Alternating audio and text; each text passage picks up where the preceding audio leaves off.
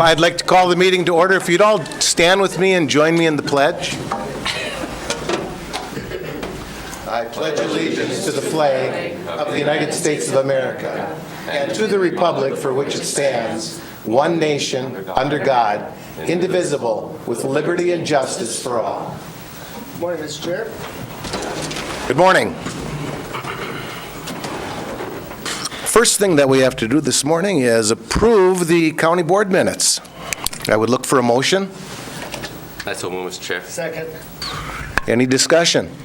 Hearing none, those in favor? Aye. And I suppose I should also announce that Commissioner Wilson could not be with us today. Next item is additions or deletions to the agenda. Not at this Hearing time. none, I would look for a motion. Second. Discussion? Hearing none, those in favor? Aye. Opposed? That motion passes. And now, Ms. Gruber, I'm going to put you on the spot, if you will. Probably really. the funnest time of the year. One of the most funnest times of the year. Funnest. Funnest. It's a One way to new put word it, I just yes. invented, funnest. Years of service to county employees. All right. I was kind of expecting you to do that. Yes. So, welcome everyone. It's nice to see so many faces join us this morning. We have a program at the county that recognizes years of service. It's a cumulative years of service. If you've separated and come back to the county, we total that all together, and we're recognizing those that in 2017, within that year, had completed their years of service. So I have those folks listed there. Most of you are here. Some of us weren't able to make it, or some of those weren't able to make it, but I will present those, and if you could help me, Mr. I will. Chair, I'd appreciate it. And if I may, before you go, Mr. Chair, are we not going to have photos? So I don't want. Oh, we're going to have Oh, photos. yes. Right, so they Well, don't- of course we will have photos, yes. We're going to try and group them up a little Yeah. But we bit. don't want them to just leave, getting their certificate and leaving. We got- Mr. Vice Chair, individual photos just won't work, so Oh, that's just not. And everybody wants to stay, I would assume, for as long as they can. So Of course. Oh, yeah. this is riveting. Big stuff. Especially when you pronounce the names correctly. 5 years. They get a Frank certificate. Austin Sherping, who I don't believe is with us today. Jill Scott, who's also an employee that has 5 years. And Commissioner Wincher isn't listed there, but we don't want to forget Commissioner Wincher. We wouldn't do that. Could come and get a certificate. All right. When you screw up, make sure you screw up for that no loss.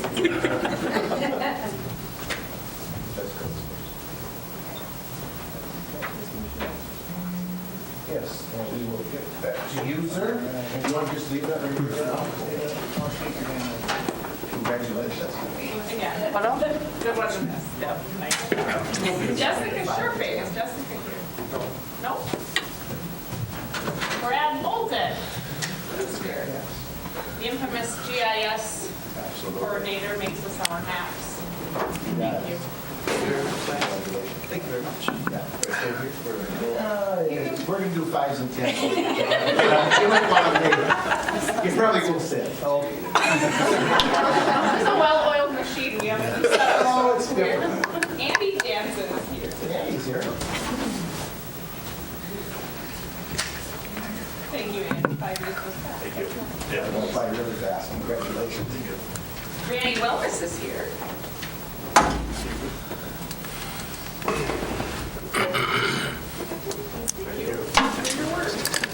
Another one that went by fast. Yep. Congratulations. And I believe that's everyone. We'll see, though, but 5 years. Thank you.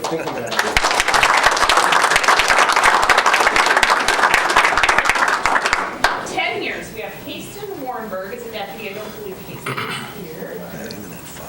Diane Pelsner is a jailer. I don't believe she's here either. Jenny Fitch is here.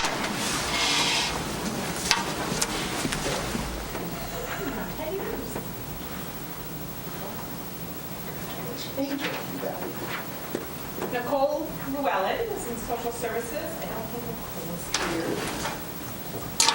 Deputy Jason Neworth works up in courts as our bailiff. He's not here. I'm getting a shake of head by. Rachel Zimmerman is a dispatcher. She's not here today either. Jeremy Barkowitz, the land services. Jeremy's with us. Jeremy's an inspector, compliance person, down a sewer. You do it all, I'm just trying to think of all of it.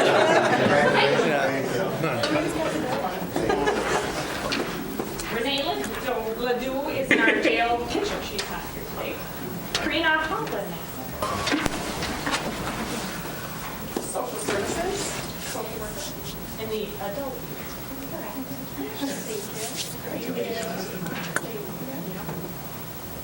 Jake Heffron is a deputy here. Mr. Todd Chantry, I saw though. Oh, yes. An attorney up in the county attorney's office. 10 years.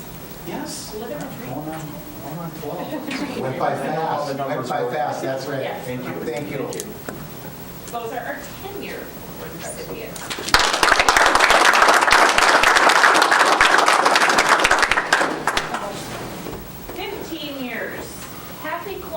Is down in our recorder's office, and she isn't here today.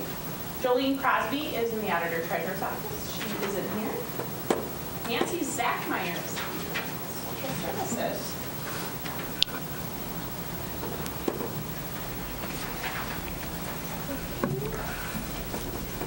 Thank you.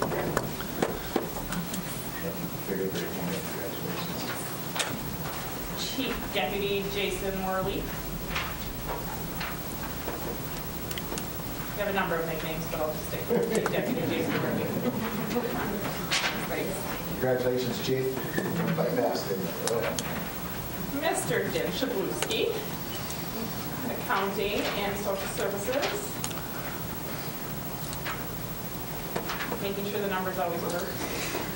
Can they do? Yes, sir. Congratulations. Mr. Toby Schneider, Public Works.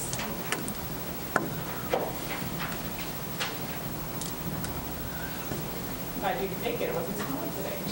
Well, never snows. Never that time goes by. That's congratulations.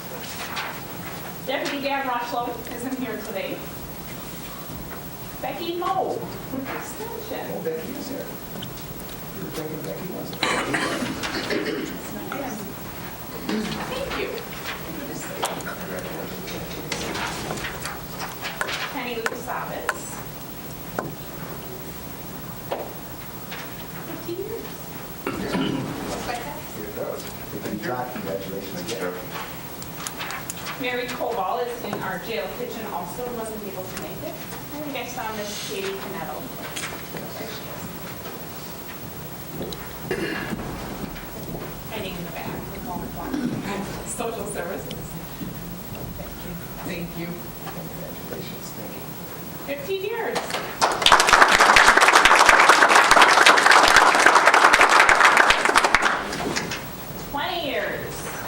Susan Craig works in the front office area in social services isn't here today. Roxy Lucasavitz is go. It's a family event to celebrate tonight. Yep. 8 o'clock. Oh, I just skipped the present. Wow. Sarah Brenham. I saw Sarah. Yeah. Get a massive plaque. Not just here, with public health. DJ Prom is here, engineer over in public works. Thank you. Thank you. Congratulations. Thank you. Sean Henry, also an engineer over in public works. Lots of experience. Thank you. Congratulations. Jeffrey Jelinski. That's me. I didn't forget you. Well, you did. You forgot Randy with us. 25 or 20 years.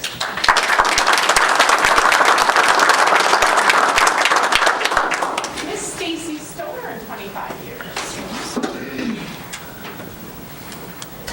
This is to the point where everybody started pretty much before they were out of high school. Oh, yeah.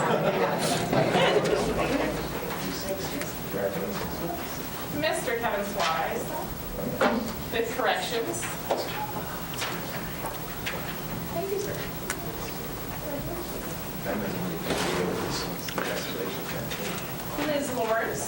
also in the jail kitchen, not able to be here today.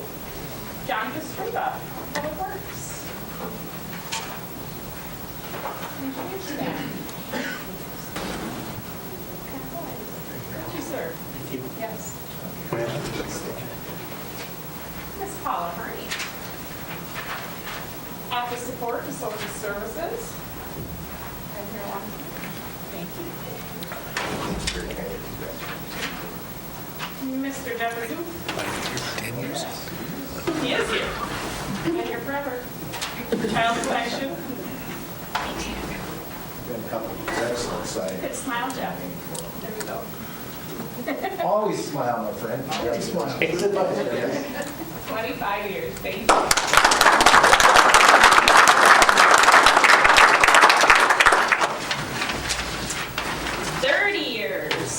Hardly believe it, right, Anita Zach?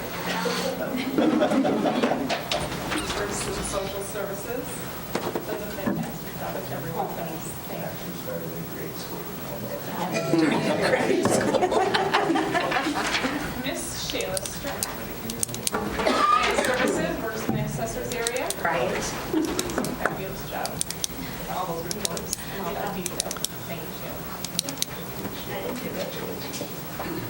Jill Booth, again, a family event. I've been here.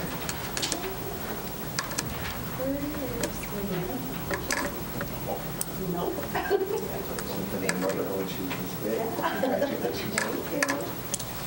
Mr. Mike Casella, house in Public Works. Always driving truck? Driving truck all the time? No. Motor grader. Oh, okay. Motor grader, absolutely. Neighbor, congratulations. Thank you. Good job. 30 years.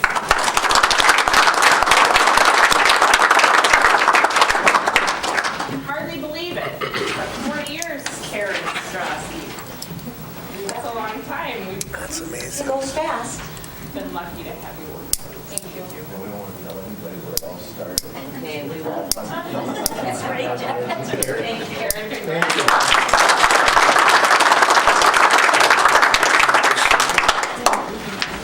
Yes. 5, 10, and 15 years. We'll take a photo and then we'll take the rest of the group. How's that? But thank you all. You work hard every day. I know that. We see that and we appreciate it. What makes the organization fun to work at and effective. So thank you all for that. Thank you. So 5, 10, and 15 will gather together.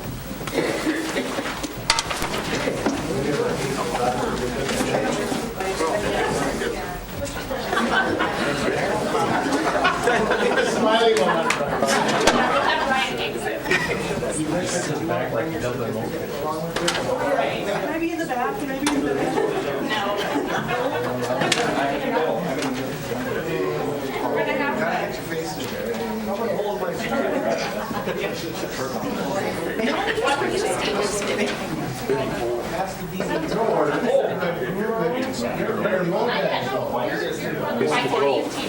Yeah, he's that.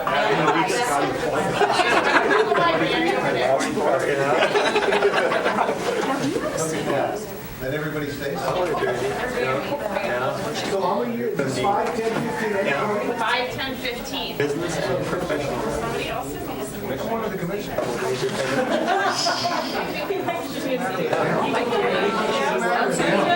Yeah, it is. It's different. Yeah, it's easier.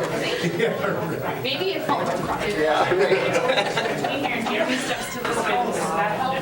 Yep. Yep, there. Hey. All right. Can you see me? Yep. And all faces. Ready? 1, 2, 3.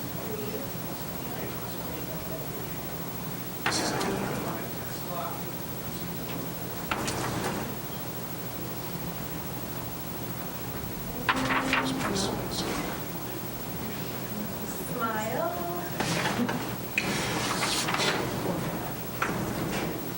You got it. All right, turn another 20 years, we won't change it all. Fantastic. Thank you. Thank you.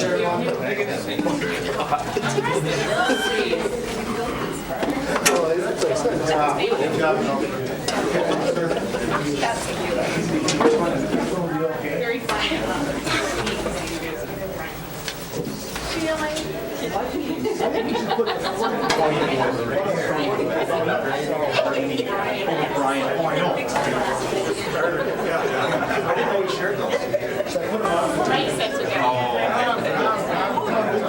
no hiding. You got all.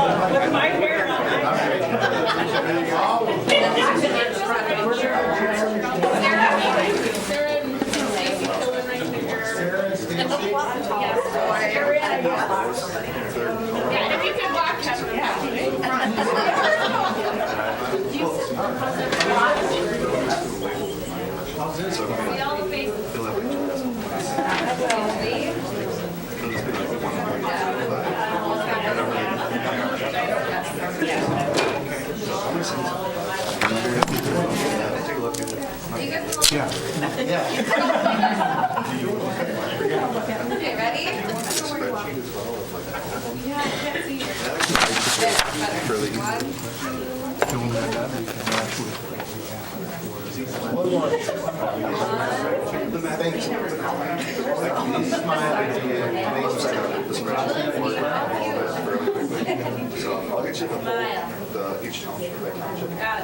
Beautiful. Thank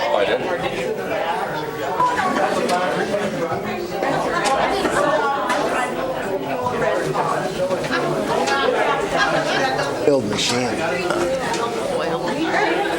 Did you bring like I didn't bring a snack. I was going to, but I That went didn't. just fine. Take care, buddy.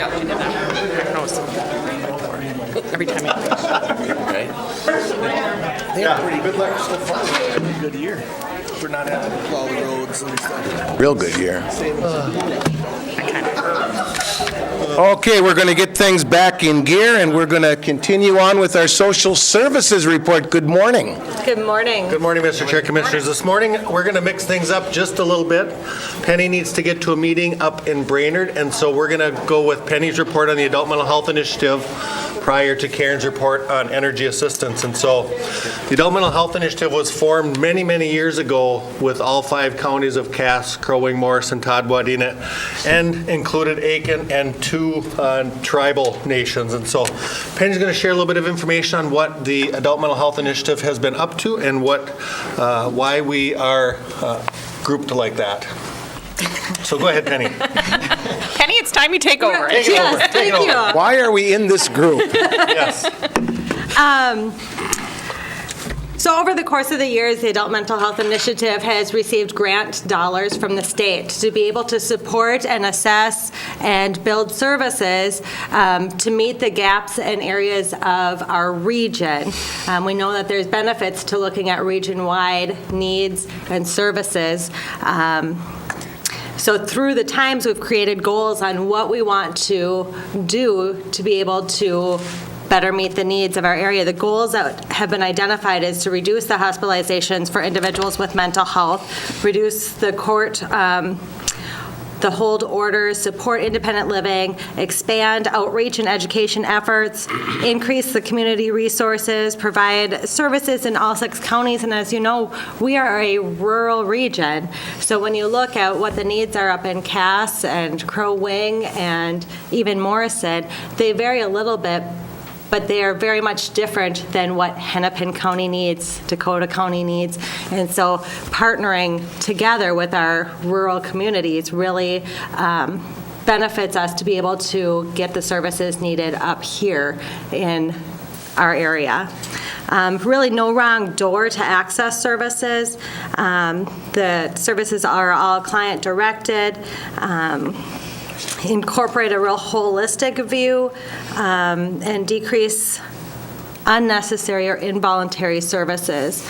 So really looking at services for individuals with a severe and persistent mental health disorder. How can we support them to remain in their community as independent as possible with the supports, formal and informal, that they need to be successful and contributing to our community, is what it all boils down to in a nutshell. This year we've worked on a lot of things. One of them was really trying to bring together a stakeholders meeting that incorporated individuals with mental health diagnosis, providers, the counties, everybody sitting at the same table saying, here's what we see as gaps. Because what I see as a gap as a county supervisor may certainly not be the same thing that somebody living with mental health diagnosis sees as a gap, or what the providers maybe see as a gap in services and what they need to be able to provide better services. So having everybody sitting at the table once a quarter to assess what our needs are and where we can strengthen things. I put in here the mission statement. I won't read that to you, but we came up with that this year. Looking at the funding, so like I said, that it is state grant funds that are awarded this year. It changed just a little bit. Instead of just an award, it is a contracted amount that goes over the course of 2 years. It can roll over from year 1 to year 2, but what is not used is loosed. So we are just entering our second year now. A bulk of the funds go to the regional contracted services and supports that we have created or contracted with to meet our needs. There are also a small amount of dollars that each county and tribe is allocated to use as is needed in their specific county. So I've laid out for you here what Morrison County, what I've done with those dollars over the course of 2017 and what I'm forecasting for 2018. So in 2017, allocations of $49,635 to the areas of client outreach, our drop-in center, and our local advisory committee, the LAC. Also for supported employment services, housing supports. Flex funds is kind of an open area of spending that may support somebody in getting a medication if their insurance has dropped off briefly, help with an application fee maybe in order to get their driver's license, just kind of some general things that would support them in stabilizing and having a better life. RN case management is very similar to mental health targeted case management, but it's performed by an RN. So when we see somebody who maybe has a mental health diagnosis and medical complexities, both, it may be better served by an RN case manager because they have that medical background. And so we had contracted with Northern Pines for that service. And then transportation. As you can see looking across, we did not utilize the entire allocation, but a large majority of it. And it was interesting that there was a bit of a shift in what was projected to be utilized for housing and what actually was. And with the employment needs, those kind of flip-flopped a little bit. And I would say, I believe that a lot of that is in part to our partnership with the Workforce Center and Productive Alternatives for our IPS program. That is a specific evidence-based program for employment for persons with mental health. So as we funnel people and support people with that program, they need to rely less on the county for those services, as well as the waivers being opened wide up. So we're able to support employment services for people through the CADI waiver, where previously there weren't resources available in the waiver to do that. So looking at 2018, I just shifted the areas a little bit to continue to support housing, as we know it's an area of need in Morrison County and across the region.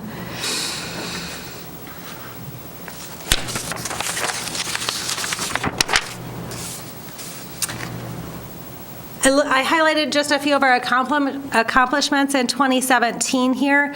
The initiative did just a ton of work in supportive housing, looking at what supportive housing models we could move forward with. The video system is a secure video system that is integrated across all of the jails now throughout our region and our adult mental health case managers. So if we have a client who maybe is in a jail up in another county, our case manager does not need to travel to see them. They can just securely video, as well as any of the commitments that come through. Instead of going up to Prairie St. John's to do that face-to-face, we can do that via this secure DHS platform. That was, Mr. Chair, a very beneficial time-saving effort that was pushed forward, so thanks for that. I know that that's been recognized. It's also a platform available to the jail if one of the inmates needs mental health, a mental health diagnosis or crisis management. The jail can access that equipment as well to use it at any time. It doesn't just have to be for our staff. And that's been a really good partnership as well. Yeah, I know that was recognized recently when I was talking to jail administrator, just how effective that is and how much time savings, not only for, like you said, the social work staff, but for law enforcement side of things too, and jail staff, so. If I may, Very good. again, this has been discussed before, but that, with that videoing, isn't there also a challenge though, because you can't really see the heartbeat of that inmate or the client, so if you're doing it over video, you really don't know how they're thinking or feeling just by talking to them, so isn't that important also? I think there are challenges with that, but I do think that as technology has improved, I think professionals are able to gauge that as they become more competent in the use of those technologies. And jails do have also access to nurses to maybe get some of those other physical diagnostics that may be needed by anybody who's doing video. But it also has, I think, allowed jails and sheriffs not to have to transport over to Northern Pines or to a clinic if it's not needed. And so it does also, I think, save them some time in terms of those activities. So.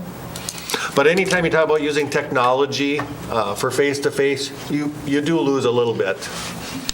I think good collaboration is always essential when you're utilizing that technology, whether it's the jail staff utilizing the nurses or that MCO, mental health professional who's doing that assessment, calling back and talking with the jail staff themselves or the nurse. Our case manager actually talking with the nurses up at Prairie St. John's after they're doing that collaboration, and that contact is essential.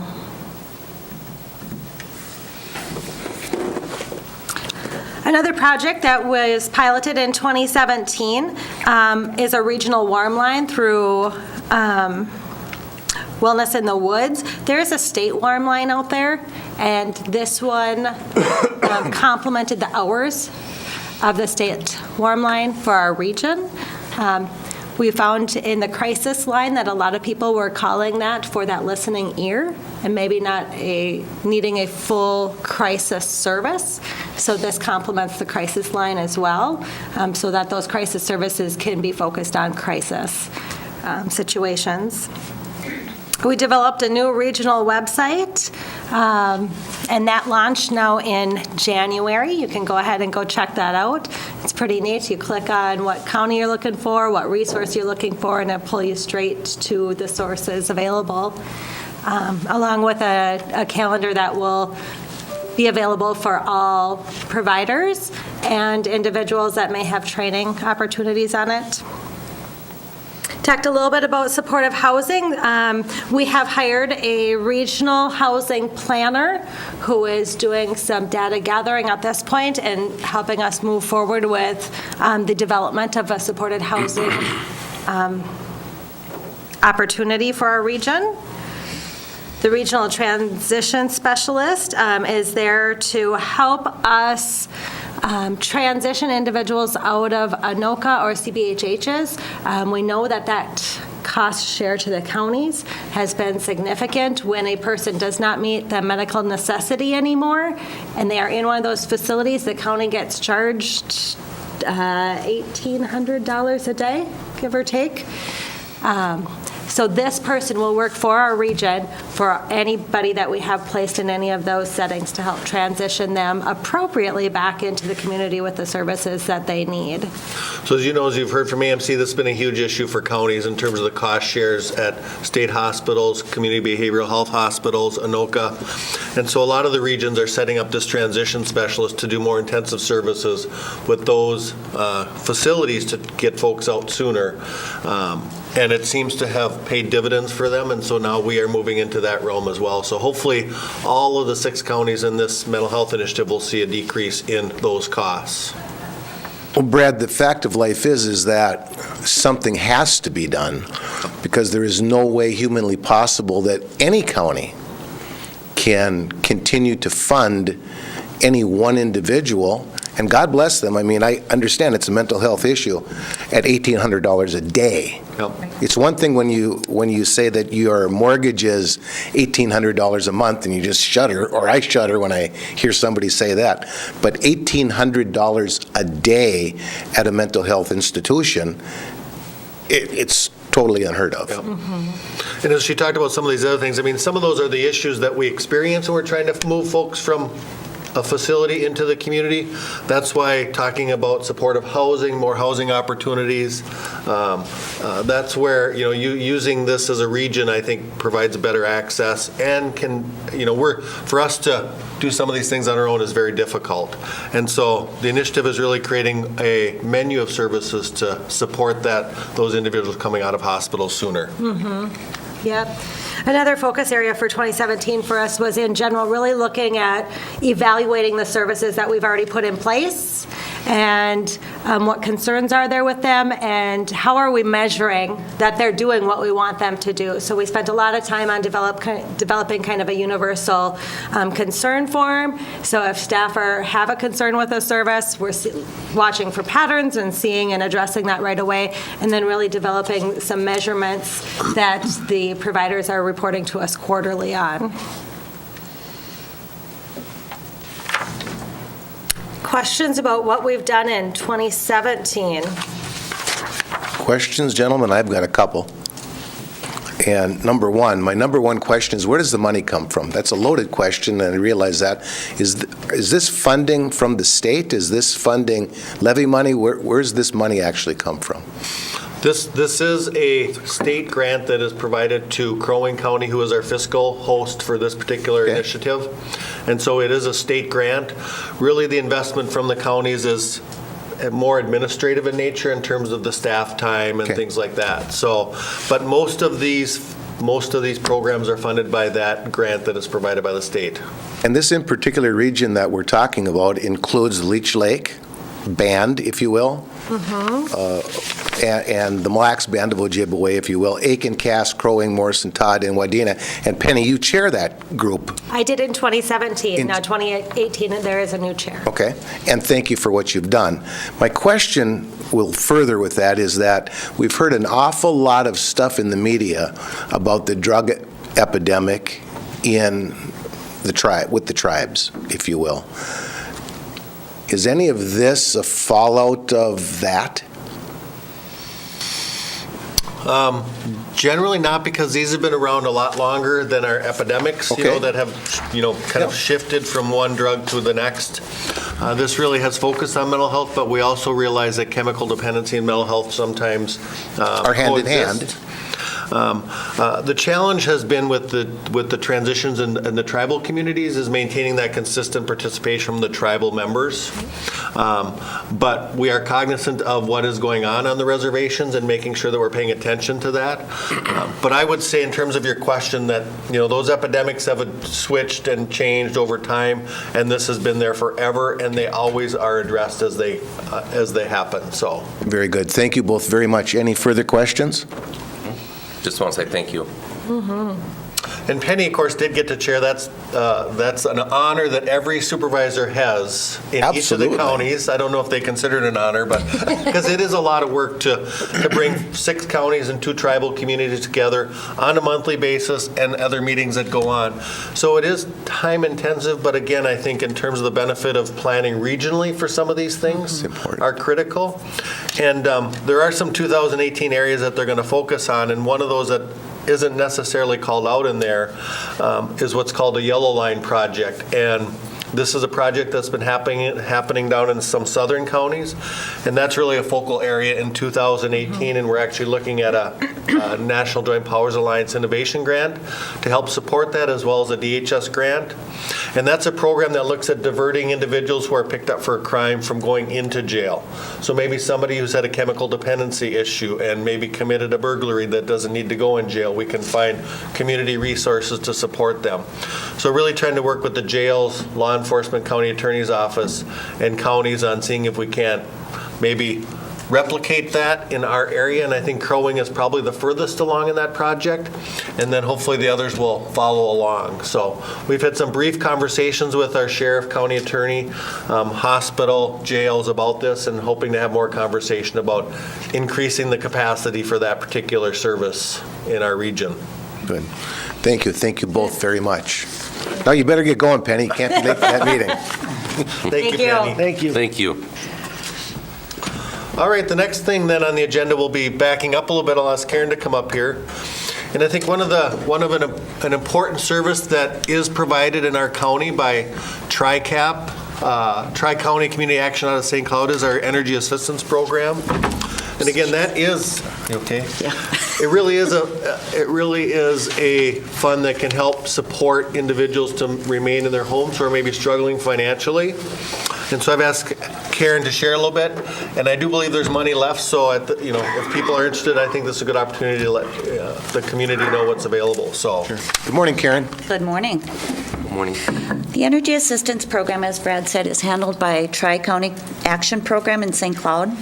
To be eligible, households have to be under 50% of the state median income, and the grant size is actually calculated by household size, income, and how much they use in fuel. So the primary heat, as you can see, in Benton County, Morrison County, Sherburne, and Stearns. Now, these are the grants from October of 17 through January 16 of 18. and this program is run on a federal fiscal year, so October 1st through September 30th. So Benton County basically serves 641, Morrison 819. Actually, for this, for Morrison County, it's an excellent program for the elderly. Energy-related repair. Benton County, they serve 24, Morrison County 18, Sherburne 25, and Stearns 58. Energy-related repair will fix a furnace, it will replace a furnace. As long as you're eligible for the primary heat program, you're eligible for energy-related repair, but you must own the house. If I may, Mr. Chair, to back up to the energy assistance, when you say medium income, if I'm a single person that owns a house, or if I'm a family of four, what is that medium income? Okay. Just give me a couple examples, please. Okay, household of four, $12,019. So that's the most they can make is $12,019. Correct. Isn't that quite difficult to find people qualified for that? Our elderly, single, disabled adults, we have many of them, many of them. Wow. I think it really fits nice for those individuals on a fixed income. As we know, energy prices fluctuate every year, go up, go down. But I think what we see is generally those on a fixed income are the ones that are able to use this particular pool of dollars to support their living independently. So if they live in an apartment, will that still subsidize part of their energy assistance or no? In apartment, if they pay heat, it will. Right, okay, so, okay. Yeah. If they pay electricity only, they get a flat grant, like $150 for the year, and that's it. But of course, energy-related repair, they're not eligible for because they have to own it, Obviously, yeah. And then we have the crisis program. What the crisis program does is, say you've used your energy assistance, your primary grant, and you still are out of fuel, okay? You can get a crisis grant, a flat grant, that will help you one time only. So you get your primary, plus you get the crisis, which actually helps a lot of people also. Because if not for these programs, people wouldn't be able to stay in their homes. So in Benton County, they serve 54 clients, Morrison County, 55. Sherburne, 60, and Stearns, 170. You know, Karen, if I may, this certainly is absolutely no get-rich-quick scheme at all. This is for people that, when we talk about, Commissioner Wincher said, or you said, a household of 4 making $12,000 a Right. year. The people that are utilizing this are people that need this, Right. without a question. Absolutely. It's a good program. Thank you. It Very good. especially helps our elderly and disabled. Absolutely. And maybe it's just me, but it seems like it's been a cold 2018, and as we know, the colder it is, the more energy costs a family has to consume, and so I think if they're eligible, it is a good program for them to apply. We do have applications in our office, but they can certainly go online to Tri-County Community Action Program and apply. They don't have to run to St. Cloud to apply for this program. Right, we'll fax the application Yep, form. we'll And this is one of those situations where there's an elderly person that, well, I don't know how to use a computer, I don't have one, I'm never going to get one, I don't even want to look at one. For that person or for those people, they certainly can call Morrison County Social Services. I'm assuming, ask for Karen, and you're going to walk them through, help them out, and however it needs to be We done. can put the application in the mail, they can stop in, get it, whatever works for them. Beautiful. Thank you very much for that. Chair? Yes. Could you explain the collaboration between the Tri-County, Cap, and the county? Are they paying this money, or is the county paying this? Actually, they receive the Morrison County's portion, the grant, and then they distribute it. So this is a federal grant. It's a grant that's provided by the federal government to local communities to pay for energy costs who meet income guidelines. So Tri-County Community Action manages the federal grant for Benton, Stearns, Sherburne, and Morrison counties. If I may, So- Thank you. Mr. Chair, if you have a dollar amount left over, I'm assuming that's from 2017 going into, if that doesn't get used up, does it keep carrying over? And It then does. would the grant become less because you got No. X amount of dollars? No, it carries over. I don't see anyone that has money left over because usually it just doesn't.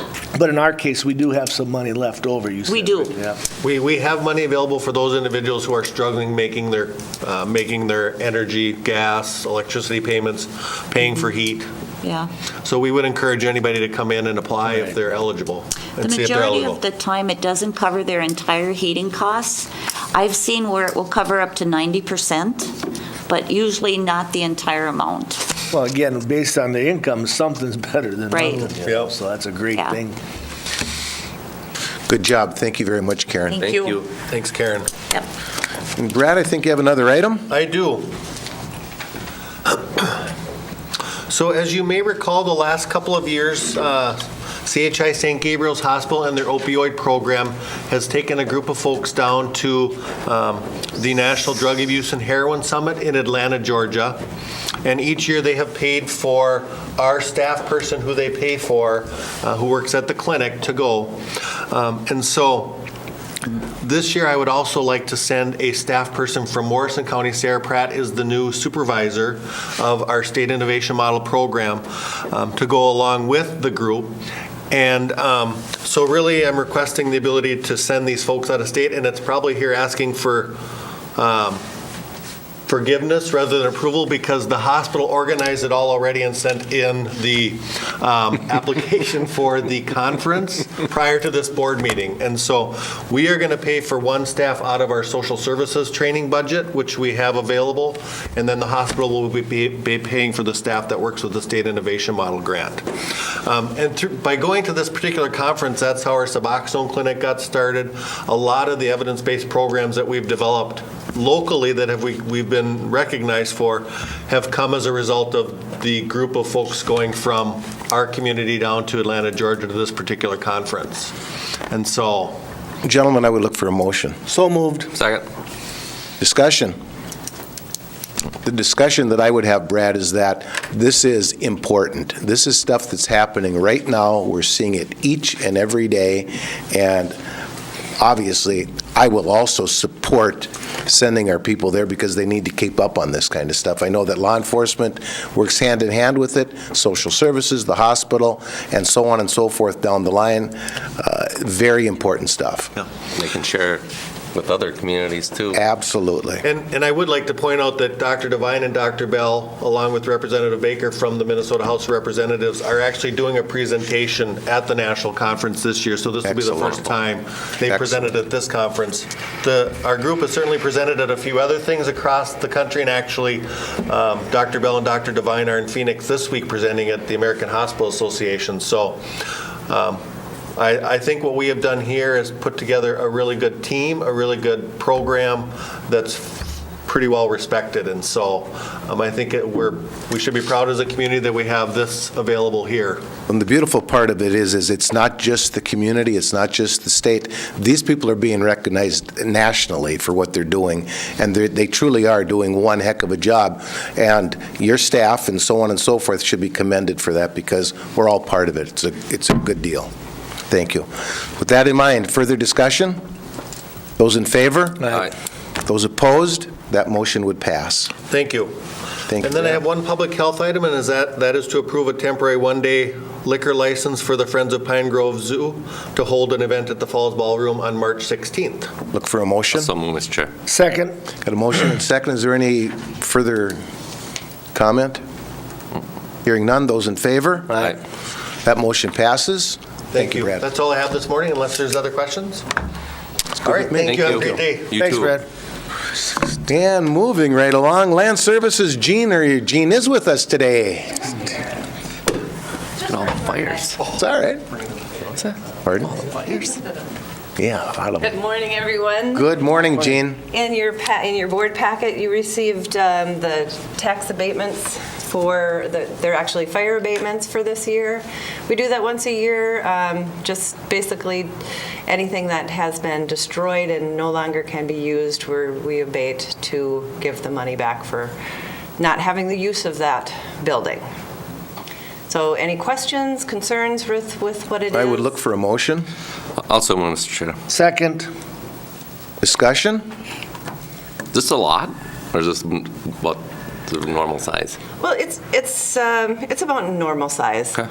Yeah, it's throughout the year. What happens throughout the year? So Just seems like a lot of fires. Yeah. It seems like it is an awful lot of structure fires. Yeah.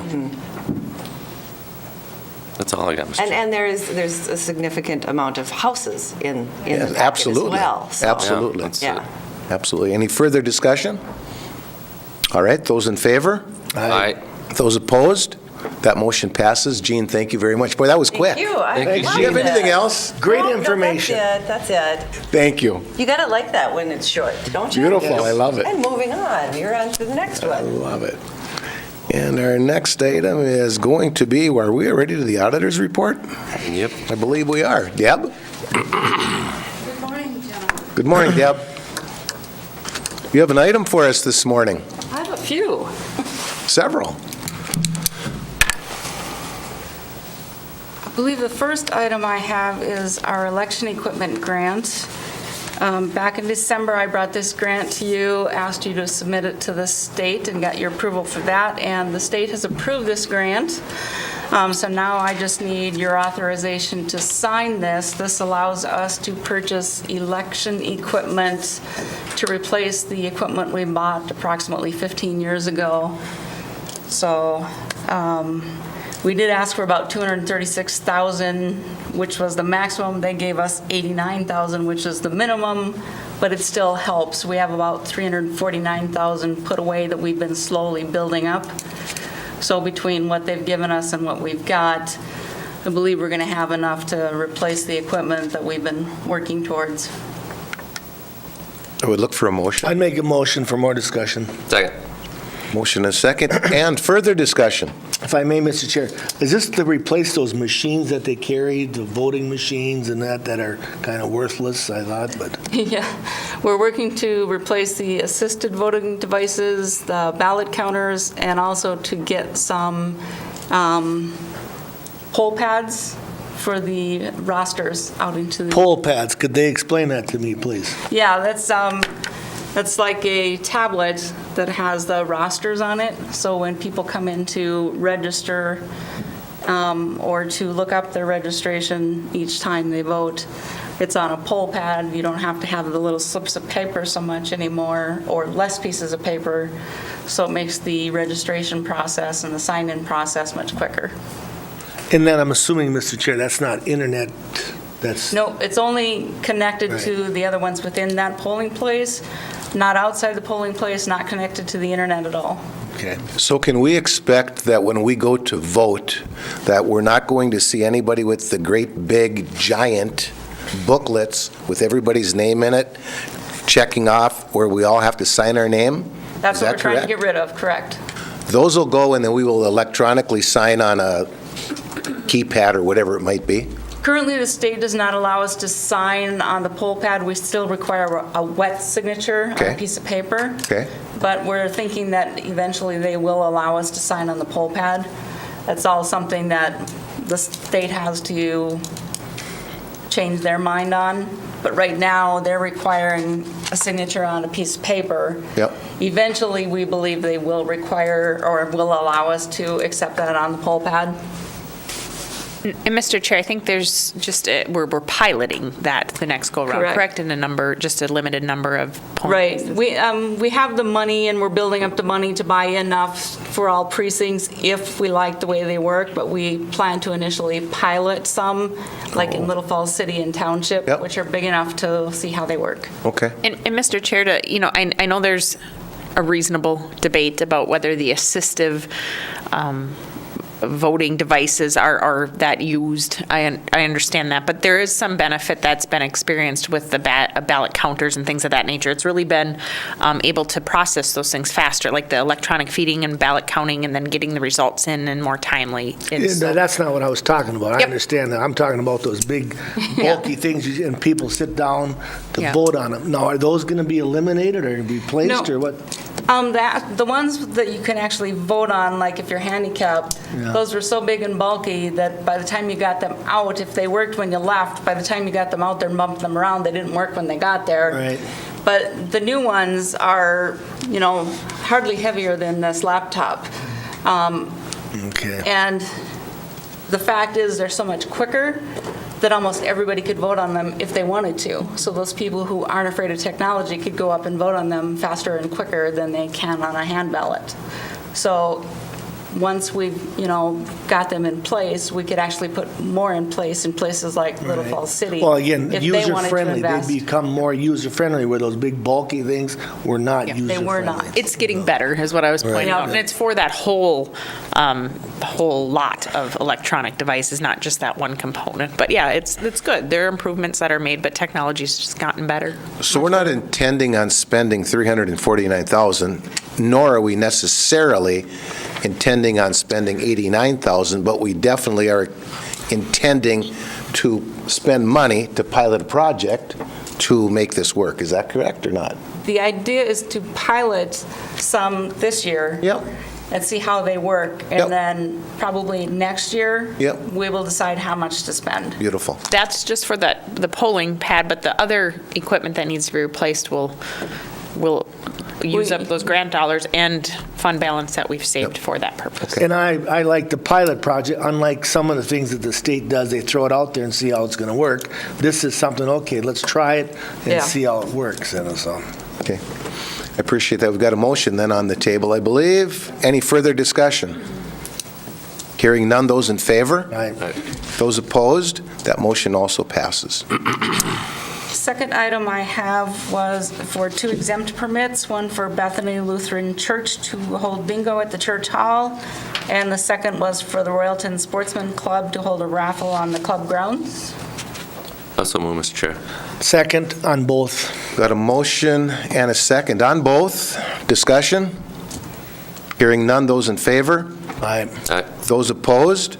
That motion passes. Thank you. The next item I have is a report on unpaid tax balances. We bring this to you every year about this time, just to kind of show you how we're doing. As you can see, our total tax balance has been declining. Part of that is just better economy. People have the money to pay their taxes. Part of it is some collection techniques. We're getting more courtesy letters out there, more timely. So it's just a matter of a little bit of luck with the economy and good practices. And this is just for discussion. We don't need to have a motion on this, No but we motion. actually have $1.5 million out there, just out there in la-la land of unpaid taxes, which Correct. seems like it's, to me, that's an awful lot of money. It does seem like a lot of money, but when you look at our collection percentage, we actually collect approximately 97% of the taxes that are owed to us, which is really, really good. If you look at some of the other counties around the state, they don't come anywhere close. Well, 97% is a big number. Do you have any idea, and I'm putting you on the spot, do you have any idea what it is for an average statewide? I couldn't tell you right off the top of my head. Those are figures we could look up for you and bring back. It's usually pretty good. Real estate taxes are one of those things that, if the economy's bad and mortgages foreclose, the taxes are paid by the banks. So it's not, it's one of those relatively high collected, rates or taxes or I don't know. I can't speak. Should I just stop now? Yes, all I right. was going to interrupt you, but I let you keep going. Yeah, that was classy and very eloquent. If I may, Mr. Chair, Deb, let's pick 2016 out of the 1.8 million, so 97% of that's probably been collected Yeah. already? So that brings it down It does. substantially. It absolutely does, yes. Well, good, thank you. What? No, I don't know. No, it wouldn't have that. been on that. Yeah. That would be the. that Well, would but it be says the- total owed in 2016 is 1.8, or is this just a continuous? It's continuous. Yeah, this is a continuous number. So each year, I'm giving you the amount that's Okay. outstanding. All right, I'm Sorry. glad I clarified that. And that's how I understood it. Yeah. But I guess I Sorry, I'm understood not you sure. wrong. We're on the same page. Anything further? Okay, Interesting. Okay? next item is the famed mobile home tax. Yes. Go from one. We don't even Our want to discuss that. infamous mobile home information. So we brought the entire list before you in December, and there were a few items that were questioned, 12 items. So we took them off the list, and we brought them back for discussion. These 12 items, although they have different names against them, were actually owned by one property owner who just kept buying properties in different names. And he never paid property taxes on them, even though he had them in different names. He bought them up with the intention of trying to resell them. A lot of them just kind of fell through. People walked away from them. The taxes were never paid. So you're going to see these same kind of properties on the tax rolls for the next couple of years on these older tax rolls that we're asking you to write off because they just were never paid back then. It wasn't like there was a business that wasn't paying, that's still profiting from them. And even though some of these business names are still around, they're not the same owners. The business names have been bought by somebody else, and they've been cleaned up, but these older properties are still on the books. Look for a motion. I'll make that motion, even though you know where I stand on this here. Second. So, we had a good discussion about this last. And we've had more than a good discussion. We've had a great discussion, and we've taken a lot of time from Deb's office to have this stuff explained to us over and over and over. And we sort of have a plan We do. for the future. It's still out there. We're still developing it because it's not necessarily right that if you just walk away, nobody pays. So we're working on that, have had a wonderful discussion, and And I'm sure they'll have an answer by the end of the year. I'm confident of that. I'm We will just sure it's going to definitely work. have some kind of policy in place before the end of the year. There we go. And that's a good thing, so. Further discussion? Hearing none, those in favor? All right. Those opposed? That motion passes. Thank you. And we have warrants. And warrants, motion to pay the bills. So move, Mr. Chair. Second. Discussion. Those in favor, roll call. Thank you very kindly. You had a rose discussion too, but that. We can have discussion. And hearing none, those in favor, Commissioner Wincher. Aye. Commissioner Lemire. Aye. And myself, aye. Motion passes. Thank you, Deb, very Thanks, kindly. Deb. Appreciate it. Moving right along, next item on the agenda is Public Works Report. Steve. Have a little supplementary documentation for my report. A little more paperwork.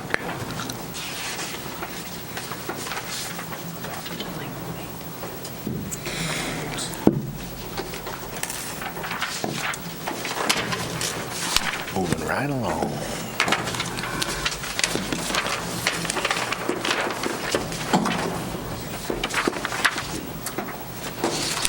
You got the paper clip. I'll send a paper clip. Here's the paper clip to go with the rest of it. So they all fall apart.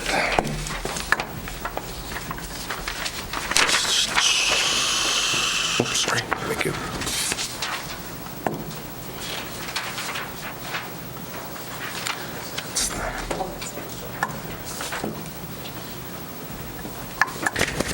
And thanks for the extra paper, Steve. You're certainly welcome. I know you guys are always looking for that. Thank you, Mr. Chairman, members of the board. Got a number of items for your consideration this morning. The first relates to a bridge replacement on Trunk Highway 27 that is going to be constructed this summer by the Minnesota Department of Transportation. It is the crossing over the Skunk River. It's about 1.5 miles to the west of our intersection with County State Aid Highway 47. The state has the right to utilize our system for detours, and what they do is they enter into agreements with us to compensate us for the road use during that detour period. And that's what this agreement does. It's not a big amount of money. It's almost $2,800 for the road life consumed on 47 and 23 while the detour is in place. But this is consistent with what we've done in the past when the Department of Transportation replace these structures and have to use our county system for detours. I'm really not sure. We don't need a motion on this, I don't think, do we? Yes, we need the board to authorize the resolution entering into the agreement and then directing the chairman and the administrator to execute the agreement. Okay, I would look for a motion. So move, Mr. Chair. Second. Further discussion. Question, I'm sure it's a loaded question, Steve, but do they expect like the time that the detour would take to do this bridge, like a month or week? 66 days, it looks like, They have according to the agreement. 66 days set up in the agreement for the detour. It's a double line of box culverts that are replacing an existing cast-in-place structure. Typically, a project like that takes about 15 days. So they do give a big window for the contractor to construct the project, but I don't anticipate there will be that. Yeah, 2 months is a long time. That amount of time that the detour will be in place. Okay. Further discussion? Those in favor? Aye. Those opposed? That motion passes. Thank you, Mr. Chairman, members of the board. Again, there are two resolutions within your packet, and the information that came around also relates to this. This is our annual grant cycle that we are supplying for our townships and cities for their recycling and cleanup day programs. In our county, we receive approximately $100,000 in of SCORE funds from the state, which is generated by the solid waste management tax on garbage. And of that fund, or of those monies that come back to Morrison County, we grant back to our cities and townships that have established recycling programs and cleanup day programs to help support those, and that's how we have established our method of meeting the state 35% goal in recycling. We typically run about 50% of solid waste generated in our county is recycled, and this has been a very successful program for us. We recommend that we would continue to supply the townships and cities these grants so that their programs can continue and stay in place. I'd look for a motion. So moved. Second. Discussion? Steve, I'll ask a question or two here. This grant cleanup, when did this whole program start? Oh, it's kind of developed over time. I would say initially it's probably 25 years ago when we ran into the issues with the landfill, and the county became heavily involved in taking the landfill over. Yep. And as a part of that, these programs were required. Household hazardous waste to kind of detoxify our waste, recycling to minimize the amount going into the landfill. We initially had grants that also supported garbage collection. We provided, as the cities implemented mandatory solid waste collection within their jurisdictions, we provided grants to help support that and administer that. But as time went on, that one went away, where we no longer provide grants for the disposal of solid waste, but we've continued to do this type of granting so that the recycling programs are maintained and continue to flourish or work well. So in those 25 years, each year, there's been funding that has been able to go to our townships to hold, whether it's every other year, however they have it set up, where they can hold this recycling collection point, cleanup day, call it whatever we wish, at least once a year. The cleanup days came afterwards. Okay. So the solid waste recycling program started about 25 years ago. I would say the cleanup days maybe are 10 years old, somewhere in that range. They came later. But that's the same situation. We're trying to keep these materials from being disposed of improperly along the roads and that type of situation. So it's a wonderful program. It's worked.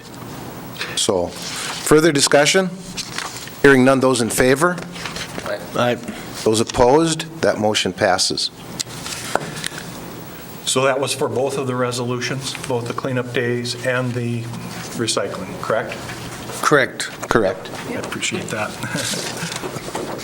And I just want to make one thing, that the cleanup days has really been a tremendous thing also for the townships, so keeps the tires out of the ditches. Outstanding. So. It's an outstanding program. Mr. Chairman, members of the board, the next item on the agenda is consideration for our 2018 Transportation Improvement Plan. We have reviewed this a number of times throughout our planning meetings, and what we're proposing is a list of projects that were included in your packet.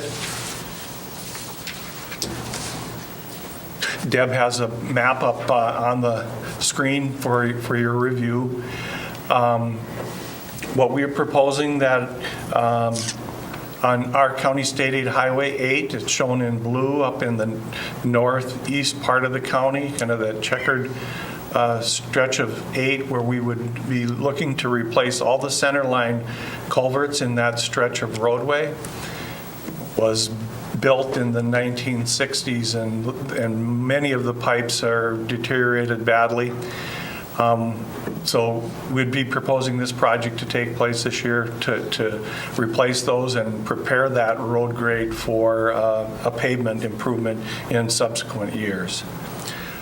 We also have our number 11, that is in Calderman and Parker Township over in the western part of the county. It was a carryover from 2007. Because of the wet conditions that we experienced throughout our construction season, that project ended up having to be carried over into 2018. So we would be including that for construction this year, trying to get that completed for the same reason, then to have a following year pavement project where we would rehabilitate the pavement on that stretch of roadway. Our County State Aid Highway 12, that is between Sobieski and Swanville. We have a bridge that we are under contract to replace. And this was again a carryover because of the high water from the excessive water or rains that we had. We couldn't divert the river during the contract period that was established, and so it moved on to a longer period of time, and I didn't want to open the road grade up that late in the year where we couldn't get it paved back and have to maintain it through the winter. So we suspended that project, and we would carry it over this year, and it would be intended that sometime after June 15th, which is a date that is established by the DNR, that project would begin. It's probably about a 15-day project to replace the bridge over the Swan River. We have a couple of projects then right by Little Falls, our 52 North, coming out on the west side, the old Highway 10, tying into the new Highway 10. We're looking to make an improvement at the grade crossing at 214 and 13, where we'd be raising the grade up so we have a better crossing of the tracks. We also want to improve the number of lanes so that traffic exiting off Highway 10 that may be taking a left across the railroad tracks when there's a train doesn't have to sit and wait in the main traffic lane. We would have storage capacity in a left turn lane is what we're wanting to add at that intersection to improve safety through that intersection. And the rest of it coming into the city of Little Falls then would be resurfaced. There's a small segment of CSA 13 between the railroad tracks and our 213, about 800 feet, a narrow stretch of 13 that carries a lot of traffic through that intersection as it tries to get access onto Highway 10. We're looking to reconstruct that, get some shoulders on it, and improve the alignment across the railroad tracks. Also with that, there's a small segment of 213 that would run from the 13 intersection to the south to the spur line of the Ripley line. That was built about 20 years ago where we eliminated the railroad crossing in Green Prairie Township. It's, it is about a mile in length, and what we're looking to do there is a simple overlay and beef up the structure for carrying additional loads throughout its life here. CSA 26 runs from Royalton to Little Rock. That again is a project that we want to rehabilitate the pavement. We want to increase the load carrying capacity of that stretch to 10-ton loads. It gets hit very heavy with feed trucks and ag type product movement because of the farm area that it serves out there.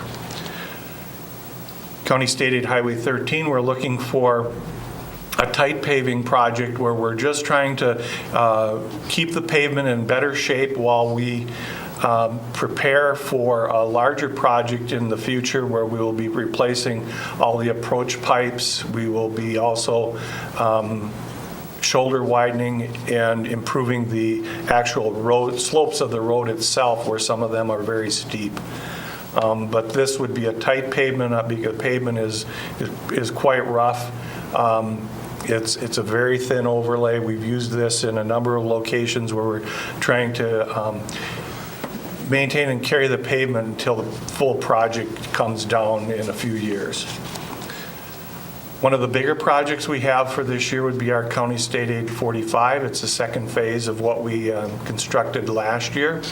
Be running from Trunk Highway 27 through the little village of Freedom and then tying in where we finished on County State Aid 47 last year. Same type of project. We'd be shoulder widening. We would be milling off a portion of the existing pavement, reclaiming much of that pavement, then we stabilize that full depth reclaimed pavement and come back with new surfacing. County 52 we talked about, County Road 213 was also we've discussed. The extension of County Road 239 is a 1-mile stretch in which we entered into an agreement with Pierce Township to bring that road from R38 into the city of Pierce by their golf course and their park. It's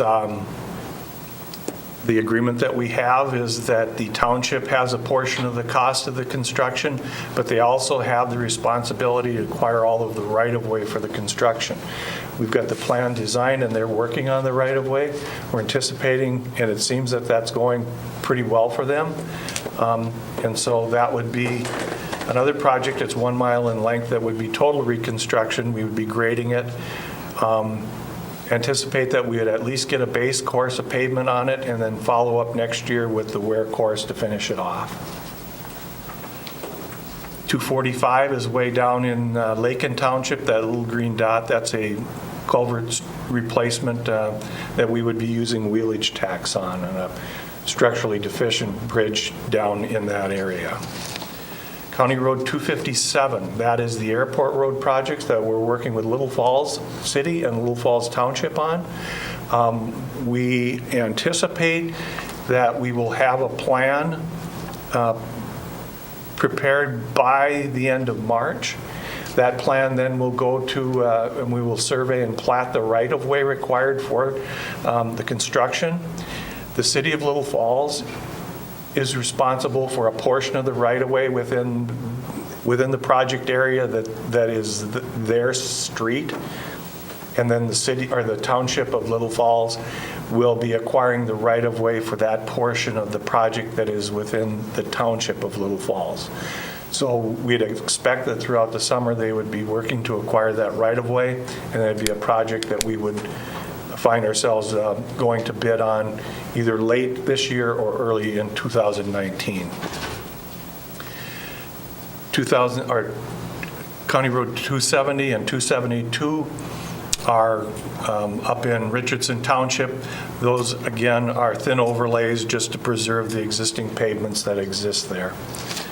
They're about 20-year-old pavements, and we're just rejuvenating those pavements. Agate is a Cushing Township bridge. It's up, if you can see that light green dot to the west of Cushing.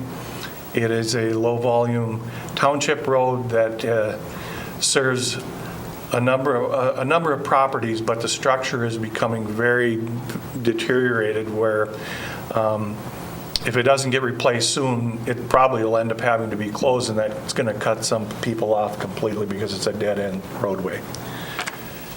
And then the last project we continue to move forward on is the Sioux Line Trail Bridge project, where we're trying to rehabilitate the abutments and the piers on that structure.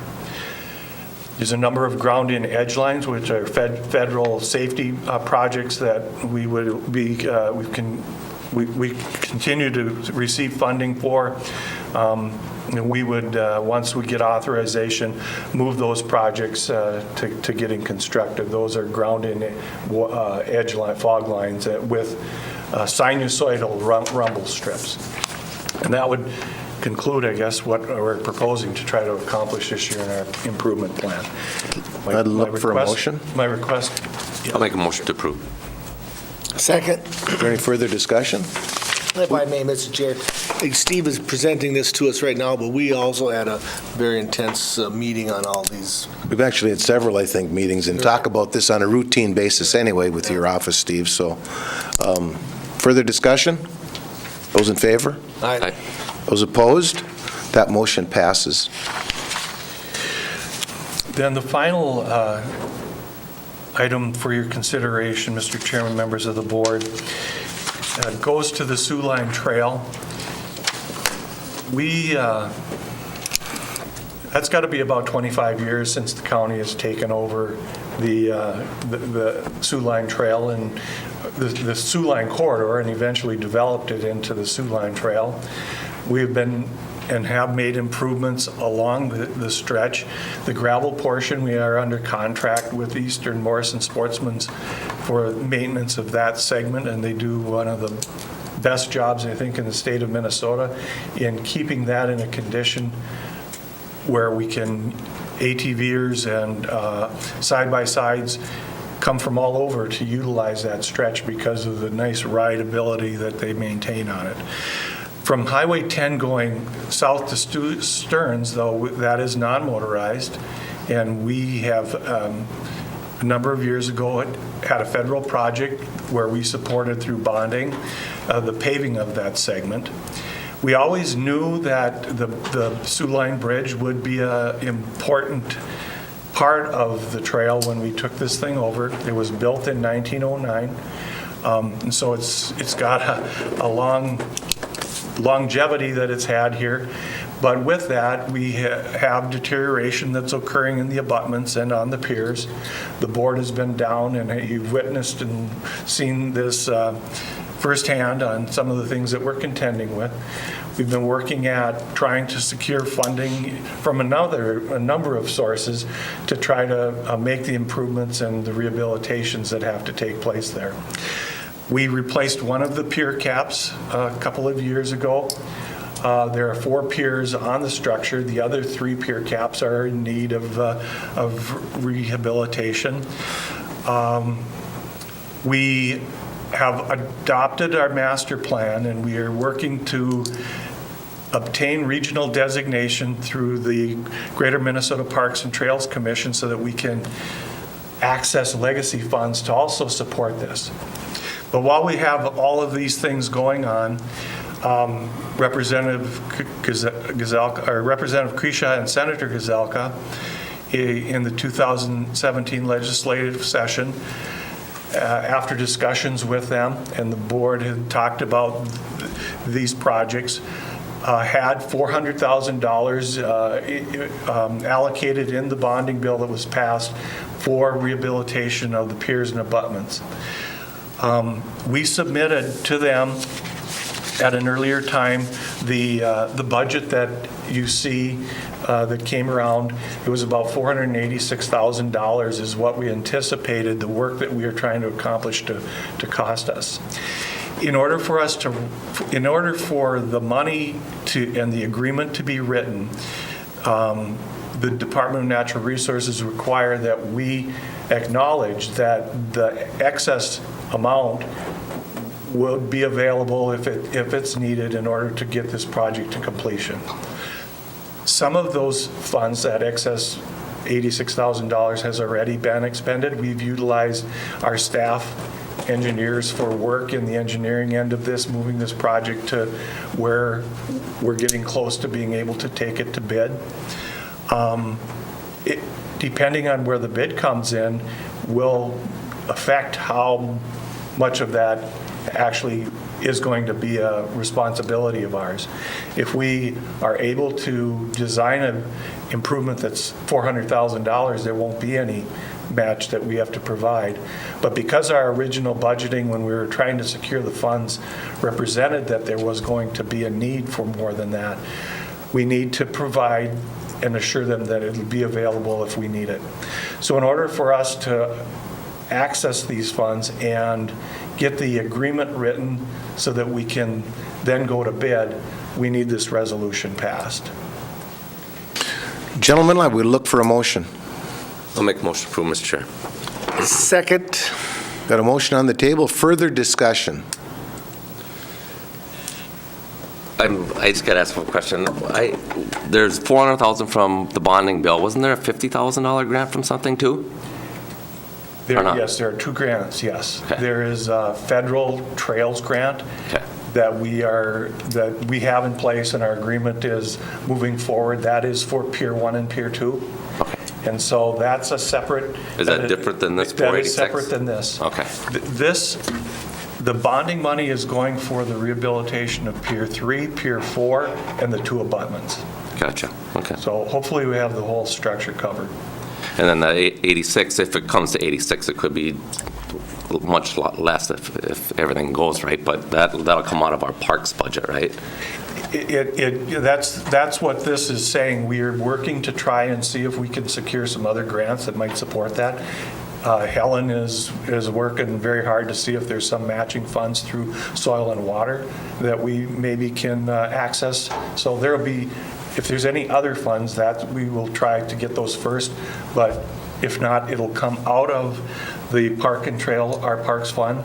We have consistently put monies away in our Park Fund for this type of thing to happen, because we run at about, right now, 200% of what our annual budget is. Very good. Thank you. Thank you, Mr. Chair.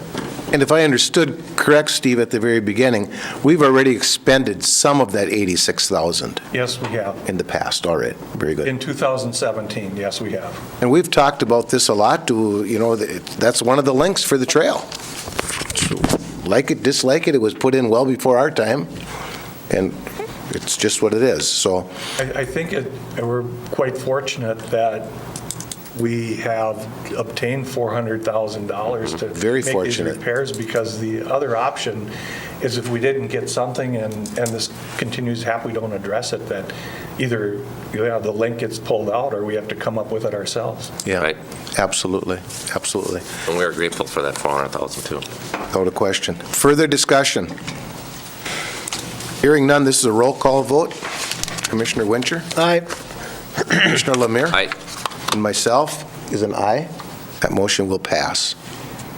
Thank you, Mr. Chairman. That's all I have. Thank you very kindly, Thanks, Steve. Have a Steve. good day. Appreciate it. Thanks. Our next item of business looks to me, Ms. Gruber, Yes. it's up to you.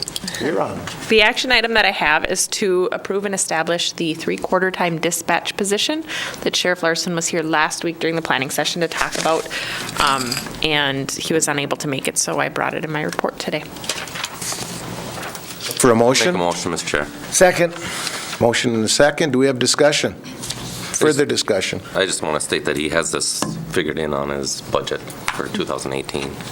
And Yep. that he's going to eliminate a couple part-time positions. Yep. We talked about the part-time intermittent and the workability with dispatch and how that's been, well, more than a struggle. We talked about filling in and making sure we have coverage 24/7, the dual coverage, and this position really are hours that are already used in part-time staff, but will better serve employees and the organization as a whole moving forward. It's a good move. Further discussion? Those in favor? Aye. Those opposed? That motion passes. Thank you. Yeah, thank you. I will let Sheriff Larson know. Other than that, I don't have action items, just continuing to forge ahead with everything that's going on. They did start demo over at the Government Center for that 1970s building, and so that project continues to move forward. I had mentioned previously that once construction vehicles are kind of on site and they're doing more work, I would close that west parking lot. I think I'm going to hold off on that because it's limited right now, so I think it can work together with both public and employee parking with those vendors, but we'll kind of play that by ear and communicate that with employees, just so, I think it's unnecessary to close it if it's not needed. It's valuable parking place, so Absolutely. I'm going to hold off on that and see if that can work together. There are some dumpsters and some other equipment that's right in that, kind of almost abutting up to the building and within that horseshoe area, and those, are working through the normal traffic. I think general public traffic is getting a little more used to the move that we made with the temporary space, so I appreciate, again, the public's patience with that. It seems to be working well enough for the plan that we have. Outstanding. Next item would be committee reports, schedules, and what would you like the dates to be between, Tabitha? The 11th through the 17th and the 18th through the 24th. So, Commissioner Lemire. On the 12th, I have a yellow ribbon committee at Cabin Fever at 5:30. 13th, planning session, 8:30, City Hall. 14th, department head meeting, 8:30. I don't know where that is. The historic courthouse, we're going to do. 15th, TRICAP annual meeting at the Great River Arts Center, 5 o'clock. 20th, 9 o'clock board meeting, City Hall. Noon, I have an AIS grant application process here at noon. 22nd, TCC meeting, 5 o'clock. That's all I got. Commissioner Wincher. Okay, on Monday, the 12th, I have a development administration at Pine Country Bank at 4 p.m., RDFA at 4 o'clock at Pine Country Bank. Got that one, got that one. And the 20th, we'll have a Great River Regional Library meeting in St. Cloud, and that one starts at 5:30. On the 22nd, Soil and Water at 9 o'clock. And Mr. Commissioner Lemire, on the 17th, do we have the annual meeting for TCC or no? I got that for the 15th. You could be right. And it was sent to me, so. Yeah, I was just looking. Okay, I'm good then. Okay. On the 12th, at 1 o'clock in the afternoon, I do not have the location as of right now. Responsible beverage server training. Not sure exactly where that's at. I'm anticipating it's in the Public Health Library, but I do not know. On the 13th at noon, I have a Towards Zero Death meeting, and that is in the Public Health Conference Room. The 14th, I will not be at Department Head. I've got another appointment. On the 15th at 10 o'clock in the morning, I've got an Armor Owners and Operators meeting in Douglas County. And at 7:30 that same evening, I've got an Egg Society meeting at the Legion. On the 21st, I've got Hands of Hope at 5 o'clock in the afternoon in Todd County. And on the 22nd, I've got an Armor meeting, State Emergency Communications Board meeting in Arden Hills at 12:30 in the afternoon. And that is all for me, I believe. And with that, I would ask for anything else on the good of the cause, for the good of the cause. Hearing none, I'd look for a motion to So adjourn. moved. Second. Discussion, hearing none. This meeting is adjourned. It's 10:31.